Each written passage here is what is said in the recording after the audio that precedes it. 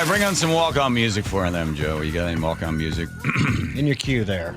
Hang on. What a rough start to the show already. Hold on, Mr. Mayor. You're a shining star, no matter who you are. Shining bright to see what you can truly be, what you can truly be. You ever see these guys in concert? Several times. What'd you think? Joe, adjust this microphone for the mayor. He's the mayor, for crying out loud, Joe. Why don't I have one of those black cushy things on mine, too? Hey, we don't see color around here. Okay, well, I see a black cushy thing. Believe me. Boy, don't get that. Okay, there you go. What do these things do, anyway? That's supposed to stop you from lying. Okay. You want it still on? Are we on air now, or are we just... Yeah, no, you're on. Okay.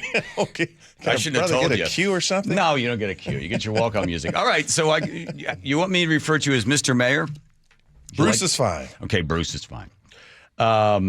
We had on your opponent yesterday, and you know I endorsed her. Well, you'll have to answer for that for 700,000 people. I told you why, because go all in on socialism, right? They tried it after World War II.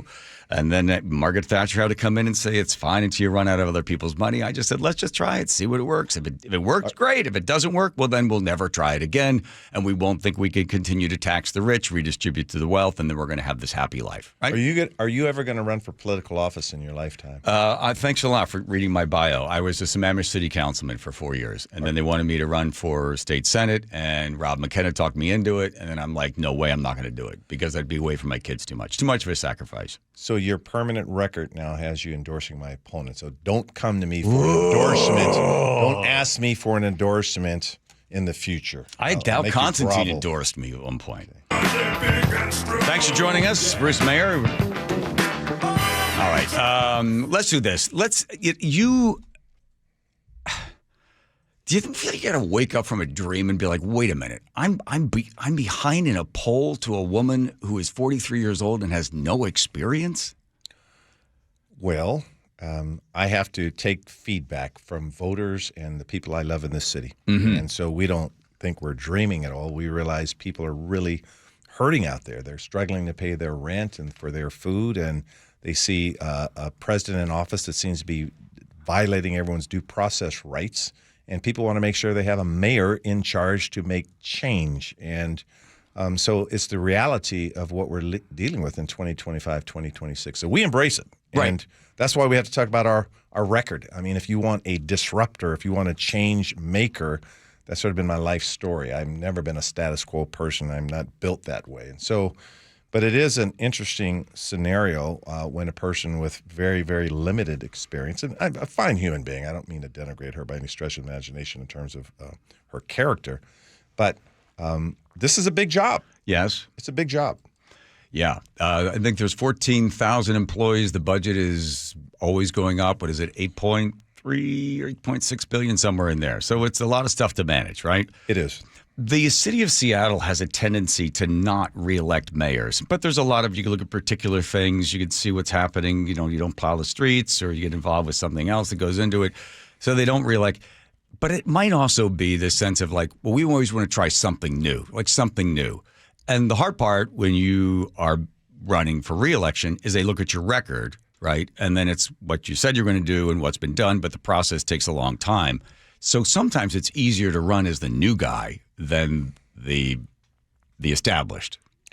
I would agree with that. Yeah. People want to sometimes go to a shiny object, and that's why it's important for anyone that's running for office, whether they're an incumbent or not, to make the case. And as a trained litigator, I'm making the case, and we think it's resonating. And again, if we were arguing with data and trends and crime rates and all the things that are in our favor, that's fine. But when people are walking around the streets and they're still seeing people dying of drugs and they're seeing drug trafficking in conditions that I find intolerable, and we're doing something about it, by the way, and we see homelessness conditions that are out there that are around this country and the state. And while my opponent would say, well, he's passing the buck, I don't pass the buck on anyone. I've been fighting the fight for a long time. I'm not, again, built that way to pass the buck. We drive the outcomes we want to see. But the fact of the matter is you have to make the record, John. Yeah. What you have said, which I agree with, you've said we are now absorbing other people's homeless. They're coming to Seattle. In fact, the other day, I was talking to the folks over there at We Heart Seattle, and she ran into a number of people, and the guy said, there's a lot of guys coming in from Everett, a lot of people coming in from Burien, because they now have the no sit, no sleep stuff. And I brought this up with Katie Wilson, your opponent. I said, will you give me the fact that people are coming to Seattle, either from other cities or other states? And she sort of said, I don't mean to put words in her mouth or misquote her, that's okay because we're going to have the services for them and we're going to try to help them. But the numbers keep going up, possibly because people realize, hey, I can come to Seattle, I can get X, Y, and Z, right? It's no surprising that you endorsed her because you let her off the hook. How could someone do a complete interview and my opponent never mentions one number? She'll say, I have a homelessness plan. There's no price associated with it. She was a chief defunder, and she says, we want to adequately staff the police. I say that's 1,480 police officers. I'll say I'll run it up to 1,500. My opponent will never say what that amount is. My opponent will, and I listened to your interview, by the way. Yeah, I know. I don't think there was one statistic involved. And I'll give you another good example. Yesterday we were at a forum. The question was very straightforward. Will you remove encampments from public places? Mm-hmm. Yes or no? What was her answer, John? Pass was her answer. How many passes you are allowed in that? So and I said yes because the fact of the matter is if you look at the people we're offering shelter to, we offered 2,204 accepted shelter referrals in 2023. I'm quick to recite facts because I require my executive team to lead with data, and we had the similar amount the next year. And the fact is that we have removed 80% of encampments from parks because I don't want syringes in parks. I want them to be safe for our kids. And so I will remove. At the same time, we will offer shelter and meaningfully put people in conditions by which they can optimize their life. So I argue with data, and I need people to realize her new housing plan to put unsheltered people in the affordable housing units that are for teachers and baristas and social workers. That is a plan for disasters, what that is. And we held a press conference this morning, and we said that. Affordable housing developer said it's not that Bruce Harrell has a better plan compared to hers. He has the only plan. Yeah. Looking at these are folks are realizing that many of these homeless individuals have acute mental illness issues. You need to have them in permanent supportive housing, and a recipe for disaster are putting people already at 60, 70% of area median income and put them in there with a unit that's not equipped to deal with this demographic, and the staff aren't equipped to deal with this demographic. So once again, you all let people like that off the hook. If I came in with a very nebulous, unfinanced plan, yes. Well, I'll tell you this. Jam me up. Bruce, I was amazed. I watched all the debates. I listened to all the debates. Your ability to recall without notes all the statistics, all the stuff, you had her on that. You beat her on that. When you bring somebody in, she was very defensive, as she probably should be. She's coming into a conservative libertarian sort of show here. I'm not going to get into, she's going to bring up some number. I'm not going to get into a data, argument whether where are those sources or I don't know those. She doesn't have it. You know that she doesn't have those numbers. For whatever reason, she doesn't want to put them out there because then somebody has to hold them to it. But the nice thing is, again, for her, she doesn't have to say that, right? It seems to me this is the weird sort of tap dance you have to do. And I mean tap dance, not in the sense of, shenanigans or something, Bruce. But like she's hard to the left. I mean, probably one of the most progressive. Well, I think Moon, who also ran for mayor, was also very, very progressive. So you have to come in there. You cannot be slightly to the right of her because then you get all these sort of, furies that'll fly all around the Greek mythology. They're all coming after you. So you have to be sort of beside her. If not, it's sometimes even what it seems to me, Bruce, is even further to the left of her. Totally disagree. Oh, come on. Okay. All right. Then I'm going to play a clip for you because this, to me, this is not. Left me Okay, up. you ready? Go ahead, John. Here you go. Go ahead, This John. does not seem like somebody. If the average Seattleite is going, well, we want law and order, we want to clean up the streets, right? You know which one it is, right? So to me, this was a hard left answer. The criminal system has had a disparate impact on black and brown communities. Let me lead with that. Because she was asked, she said someone's been arrested 6 or 7 times. So when know this the person is question. committing You know well. 6 or 7 crimes, I don't know his or her story. Maybe they were abused as a child. Maybe they're hungry. So my remedy is to find their life story to see how we could help first. I have no desire to put them in jail. See, that is a hard left position, Bruce. Wait. I know because you did keep Thank going. You went for another. Okay, you went for another 23 seconds. But of course, that's not going to get the news. No. I know. But then you went around the back and said, "But we need to provide safety for the people of Seattle. They can expect that. We're going to put police on the streets. We're going to make sure that we're there to support them." But you started, Bruce. You've been in this business for a long time. You started with like a way left position of like, I want to know if they're hungry and I want to know their story. So let me explain that. Go ahead. Okay. Because that's gotten a lot of news. It's gotten. First of all, I could have answered the question better. I'll own that part. Okay. All right. But I'm a very literal attorney sometimes. Okay. If a person's committed a crime 6 or 7 times, it's not felonious activity. They'd be under a habitual criminal statute. They would be locked up. And I'm in my mind, I'm thinking about Eric Garner, who was choked to death for selling 1 cigarette. I'm thinking about George Floyd who had a counterfeit 20 bill. So I'm thinking about why is this person committing a crime over and over? It's probably a minor crime. And we arrest a person for minor crime. What happens? They come right in. They go into jail. They come right back out. They go in. I want to first understand why is this person cycling in and out of this petty stuff. Now, make no mistake about it. We arrest criminals for doing criminal activity. If you look at 12th and Jackson, we seized $3 million worth of drugs that will kill everyone in Seattle twice. We put away 14 of the most prolific drug dealers. You've seen an arrest strategy. I'm very tough on crime when it comes to that kind of stuff. My record, I was public safety chair in the council for 4 years and vice chair for 4 years. I spent 8 years of my legislative career in public safety work. And when I announced my kickoff, I was surrounded by police officers because I said, I'm not going to defund the police. I'm going to fully fund the police. And my opponent was the architect of the defund movement. So I don't have to lead with my credentials on making sure the criminal laws are enforced. Right. What we need, and I own what I say, that if this person is committing crime after crime after crime, modern criminology would suggest what is the cycle this person is in. Now, I'm hearing of sort of like a victimless kind of crime. Now, and so, yes, I could have answered it better, but every time I explain that to people, people say, I get it. I get what you're saying. I want to stop the cycle of crime. But right? when you added the last thing I want to do is put him in jail. I did say that. Yeah. I did say that, but that's, you know how you media folks are. You go for the soundbite. That wasn't my best soundbite. So let me.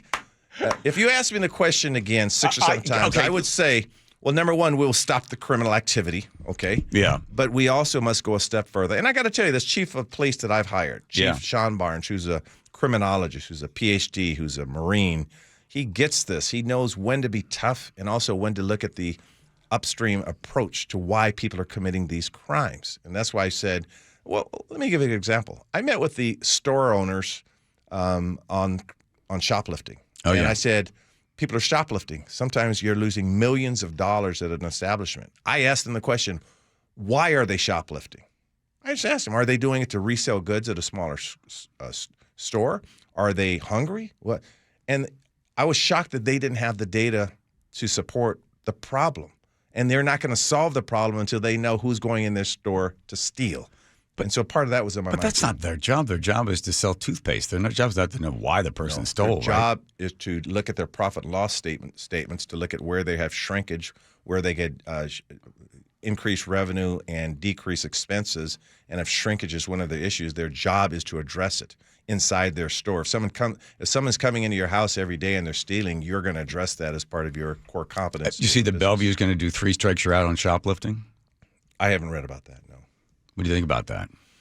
Well, I have to read it. Yeah. 3 strikes, you're out. What are you out? You can't go in the store? What do you mean you're out? No, I think you're going just like the old, what was it, 1997, John Carlson came up with 3 strikes, you're out. But then same thing they did in California, and they got rid of that. And then you could steal up to $900 and not have to go in. I think it's 3 strikes, you're going to jail. Well, for one strike, you can go out of jail. I mean, depending on what you steal, there's a difference between a misdemeanor and a felony theft. So I don't know much about the rule, but the fact of the matter is that, yes, we have to understand that shoplifting affects the price of bread and milk. Yeah. And they're passing on these losses to us. So I put in our budget. For example, I can't remember the exact amount.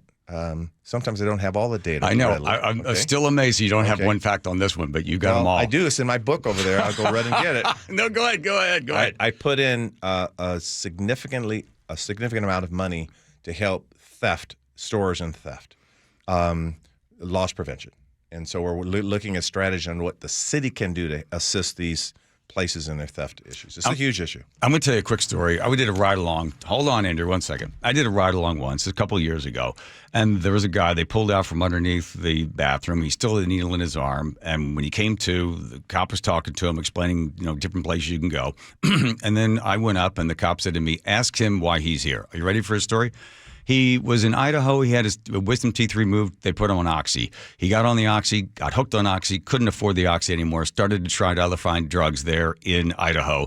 And then his friend said to him, you know what? Because at this point, he's completely addicted. He's 24 years old. Go to Seattle. You know why they sent him to Seattle? Go to Seattle. You can get all the drugs you want. You can be homeless. They'll take care of you. There's plenty of food, and you can be fine. And that's why he came to Seattle, right? And I think the problem, Bruce, is that Seattle, whether they're coming from Everett or coming from Idaho or coming from California, you can get the drugs. The cops aren't going to bother you. You can get fed. You can get housing. You can get everything you want. Now we'll even give you an apartment. I think the numbers will keep going up, Bruce, because we don't stop people from coming in from other cities. And then Seattle has to keep bearing all of the expenses. And plus the businesses are upset. The people are upset, the crime. And then you're going to have to spend all this money to keep moving people up and out or whatever. But they're coming in from somewhere else. I don't think we're generating all of these homeless people right from Seattle. So I saw you, once again, let my opponent off the hook on that question. So let me address it head on, because I answer questions directly. Yes, you do. Go ahead. That's also what makes Seattle very special. We don't want to build walls and say, stay out because you have a problem. We are the home of Amazon and Microsoft and Starbucks and REI, and I could go down the list. Yeah. Right? We're innovative here. We are smart. And we are compassionate. Now, that doesn't mean we want our city overrun by criminals or people making bad decisions. That's why in my education levy, for example, every kid that graduates from Seattle Public Schools will be able to go to college 2 years for free.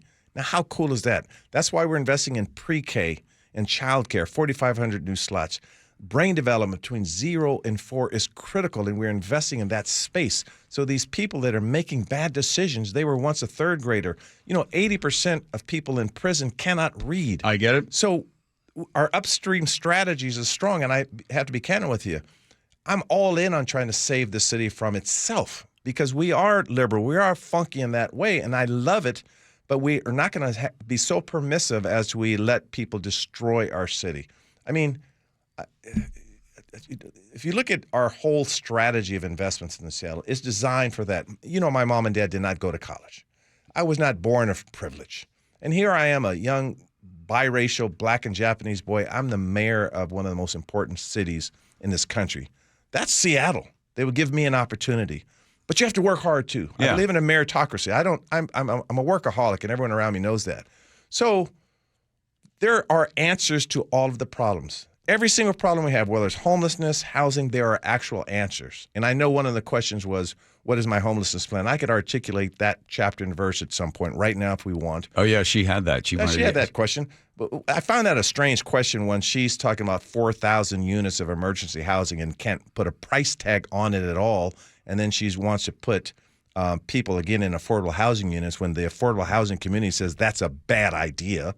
Our plan is very simple. It's a best practice. Number one, as I said earlier, 50% of the people since I've taken office from shelter have gone into permanent supportive housing. Many of these people have acute problems.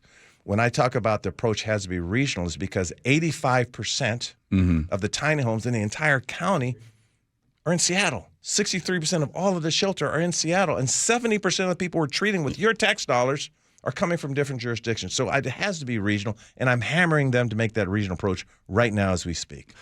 I'm going to give you, all right, we got to go to break. All right. Hey, guess what? You get to stay. Okay. All right, good. All right, let me get it. I got this cushy thing. I'm good. Yeah, you're a little bit more musical. All right, I got to say something. I'm amazed that you're here. First of all, I'm deeply complimented and flattered that you would be here and spend some time with us, the mayor of Seattle, Bruce Harrell. And then at the same time, I'm thinking, you're coming on my show, and you're going over to rants. You're going up against a complete neophyte in the world of politics. You've got all of these years of service, what is it, more than 30-some years of public service, plus also as a lawyer. You've got all the degrees and everything else. And here's the New York Times has this big piece on you guys running. And the fact that, like, she's within I don't know how many points of you. And that's why one of the questions I asked you, Bruce, was like, doesn't this feel like you're waking up from a bad dream of like, wait a minute, wait. I got this huge record. I got all this work. I know all these people. I work all the time.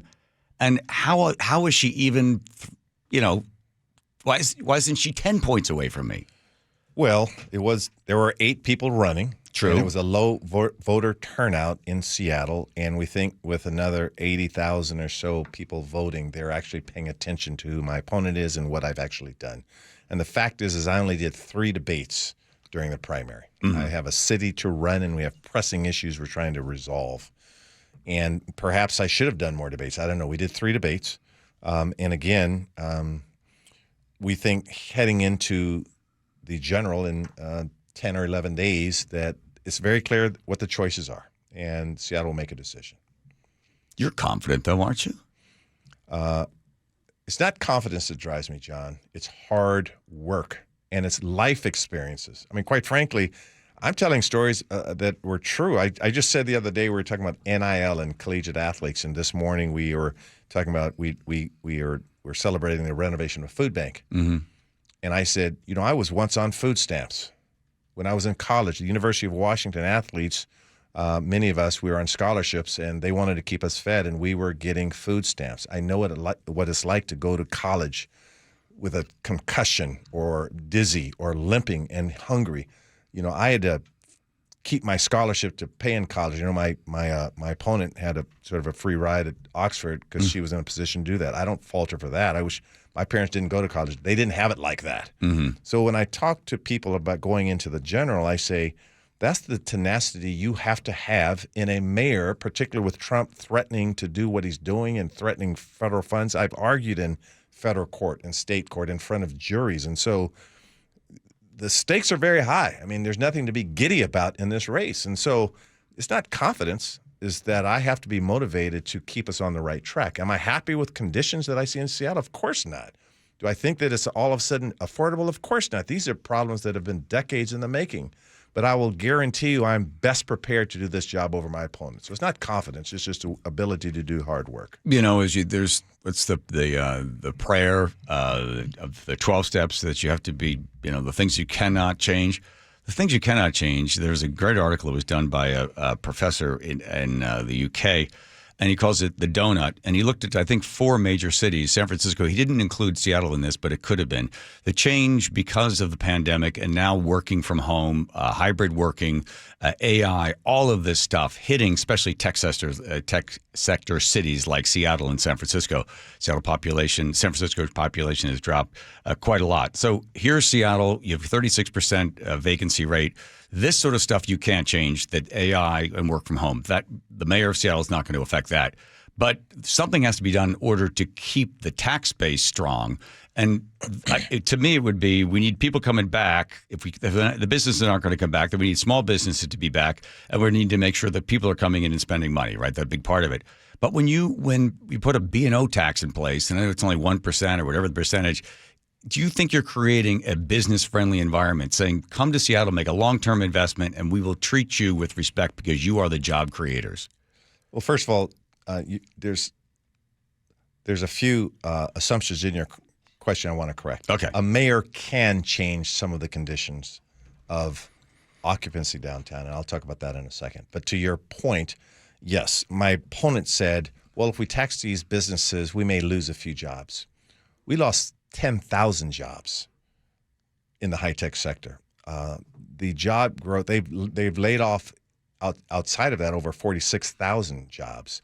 The high-tech sector, just to pull that one out, is responsible for about 40% of our jobs. And so we have to look at that as a strategic investment that we need those jobs here in Seattle. So yes, the tax plan, the B&O tax plan that we've driven, we factored into job loss when we did it. So 90% of the businesses get a tax break, number one, because I'm a firm believer in the development of small businesses. We have programs in our Office of Economic Development that are groundbreaking in terms of how we're funding and assisting jobs. We have a Liberty Project. We're giving them social media training, human research. We're doing all of that stuff, okay?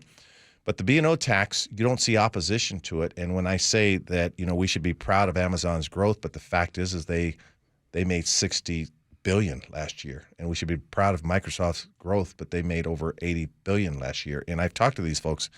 I'm proud of their growth. I'm not denigrating in any way their growth, but I believe that it comes with also responsibility. And their responsibility, and they're investing in Amazon's housing. $1.8 billion into housing. Absolutely. Right. Yeah. So while they may take that as criticism, I think they understand their role in our society. So our tax policy has to be balanced to make sure we want the jobs here, we wanted them created here. And in AI, for example, we're investing in the AI House, which is an incubator for all of these startup AI companies. And so we want to take full advantage of that. Here, you take culture and arts, for example. Here, the entry point for music has lowered now with social media and other types of avenues to get into it. The use of AI and technology now is a tool to be monetized. And so here we could sort of figure all that out here in Seattle as a strategic advantage. So we have a great opportunity in front of us in terms of even culture and arts and technology. No, I don't want to lose those jobs. And I have 16 years of proving that my strategy is to try to keep businesses here. If a business heard Bruce say, you know what, I'm going to go through, I'm going to do a baseline budgeting, and I'm going to have everybody in here justify their job. We got 14,000 employees, and I'm a big data guy. And if what you're doing is not moving that line, and I can't prove that your salary moves the metric, then you're gone. If I heard a mayor say, rather than asking you for more money, I'm going to go in there and look at the money we already have, and I'm going to start whacking jobs. And I'm going to start getting rid of departments. And this is going to go and that's going to go because this stuff at the bottom line doesn't help. And to me, then I'd go, okay, he's respecting the money that he's taking from me, and he's looking at his own house rather than asking me to try to generate more money. Not to brag. Go ahead. I do hold a master's degree in organizational design and improvement. And I was on the dean's list. And I study systems analysis pretty thoroughly and pretty seriously. And you are right that I can tell you with the experience I have as being mayor for the last 3.5 years, there are all kinds of redundancies and inefficiencies in city government. I get it. And we already have plans on how we can address that. Attrition is real, and so people will retire, and so there will be opportunities to streamline processes. So all in on that approach. And you are right. We will raise philanthropic dollars to solve housing as well, and they are willing to invest. And you are right. I have to sell it. And I sell it by looking at our efficiencies and making sure we are a good partner. We dropped the ball on the Regionalist Homelessness Authority. Again, big shoulders. I get blamed for that. Mm-hmm. But I was one of probably 44 people that had a role in its governance structure. There's a continuum of care, the implementation board, and the governing committee. And as I said earlier, Seattle's the only city of the 39 cities really putting in money into this model. And I have the same both these other jurisdictions have. They're doing what they signed up to be. I'm not denigrating them, but we're changing that model. That's how we'll solve it. I like the fact that you listen to the people, so I want you to get rid of this job. You have a job listing in here. You probably don't know about it. It's okay. You ready? You're going to pay $81 an hour. It's flexible and hybrid. Equity Strategy Policy Practice Advisor for SPU, Seattle Public Utilities, the people involved with water and toilets and stuff. And then it goes on to explain what the job is. And it is like, I'm like, I can't even figure out what the job entails. But it's, you are looking for equity strategy policy practice advisor in race and culture justice and leadership role. You'll be working with SPU executives, blah, blah, blah, blah, blah. The position will have responsibility for equity advising, learning and strategy and capacity building and policy making and blah, blah, blah, blah, blah, blah. Like, when you pay that person, what, like $200,000 by the time it's all done? What are they doing when we're talking about flushing toilets, Bruce? So I don't know the specific. Yeah, I know. I'm not going to try to. But one of the ideas that I have asked my team to look at, number one, that there are a lot of redundancies in Seattle Public Utilities and city lights. They may have common HR systems, IT systems, onboarding systems. And when we look at how we could build out efficiencies, we want to make sure everyone is affected equally. Some people are struggling to pay their light bill right now or their power bill. Right now, or their water bill. Our light bill is around 17, 18 cents per kilowatt hour. We want to be below the national average. Our water bill is around 14, 15 cents per CCF. That's 100 cubic feet. We want to be below it, and we want to make sure we're protecting communities, and they know how to use the tools in front of them if they're eligible for discounts. And so we want to address that head on to make sure everyone is treated fairly, and we want to integrate services to the extent we can. So I don't know if that job entails that, but this is the direction coming from my department because we have a monopoly on water and power, so we have to use that monopoly wisely. But if I heard the mayor go, look, I'm going to go in there and start looking, I'm going to be more responsible with your money. I'm not going to ask for more until we make sure every single person that's in here is all, pulling their weight and working hard. I'll trust that with your master's degree and your 30 years of experience and everything else, you'll do that. Now, next time you in here, I will do it, and we are doing that, and I believe that our city employees are committed to the one vision model where we all have to work together. And I can tell you horror stories and when we haven't been working together when I first took office. Okay, one last thing. Who's going to win on Saturday against the Fighting Illini? I've learned one thing. I believe in you're my a dogs. Politician. Just answer. The UW, University of Washington. There he goes, your mayor, with all those years of experience. Wants the job again. Yes, I do. You're all right. You got Jason Rance on Monday. Wow, look at you, huh? Well, my oldest son's name is Jason, so we'll be fine. Yeah, you're going to be fine with that. That'll last about 3 seconds. All right, thanks, Bruce. Appreciate it. Mr. Mayor, thanks for your time.